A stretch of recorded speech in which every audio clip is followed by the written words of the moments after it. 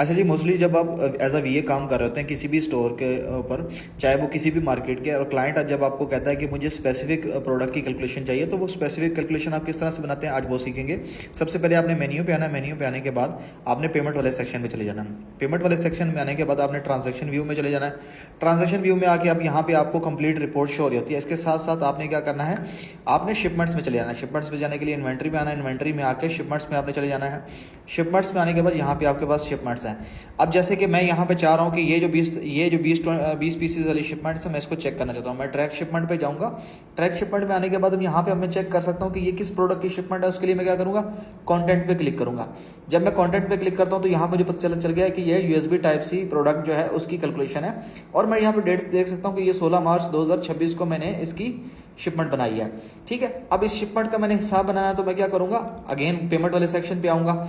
अब यहाँ पे मैं लिखूंगा 16 मार्च। ठीक है, अब यहाँ पे सबसे पहले मैं डेट सिलेक्ट करूंगा कि 16 मार्च को मेरी ये शिपमेंट बनी है, तो मैं यहाँ पे 16 सिलेक्ट करूंगा और यहाँ पे एंडिंग डेट आज के डाल दूंगा।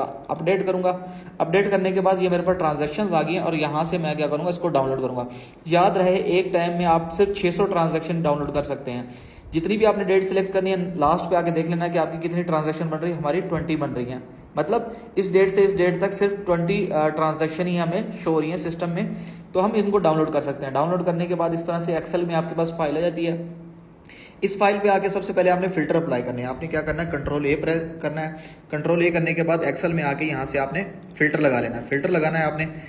फिल्टर लगाने के बाद आपने क्या करना है, यहाँ से सिलेक्शन करनी होती है। अब जैसे ये है, अब इसमें से सिलेक्शन करूंगा कि भाई मुझे क्या चेक करना है। ठीक है, अब यहाँ पे हम देखेंगे कि भाई हमारा जो प्रोडक्ट है वो क्या है, USB टाइप सी। इसको मैं टिक कर दूंगा, ओके करूंगा।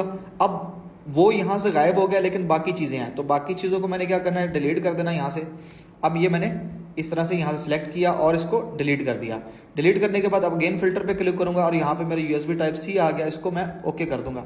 अब मेरे पास ये आ गया कि भाई पिछले इन डेट्स में मैंने इस प्रोडक्ट के कितने ऑर्डर लिए हैं, 2 ऑर्डर लिए हैं। 2 ऑर्डर्स की मैं रिपोर्ट बना सकता हूँ, क्योंकि अभी तक इसकी इन्वेंट्री नहीं सोल्ड आउट हुई। अगर कंप्लीट होती तो मैं यहाँ पे सबसे लास्ट पे आके जितने भी मेरे ऑर्डर्स होते उनको इज इक्वल लगा के सम करता, ब्रैकेट, और इनको सिलेक्ट करता, और इस तरह मुझे पता चल जाता कि अब तक जितने भी मैंने इस आइटम के यूनिट सेल किए हैं, इस आइटम के, उसके अगेंस्ट मुझे कितना बैलेंस अमेजोन में रिसीव हुआ, ये रिसीव हुआ। इस तरह से आप कंप्लीट रिपोर्ट बना के अपने क्लाइंट के साथ शेयर कर सकते हैं।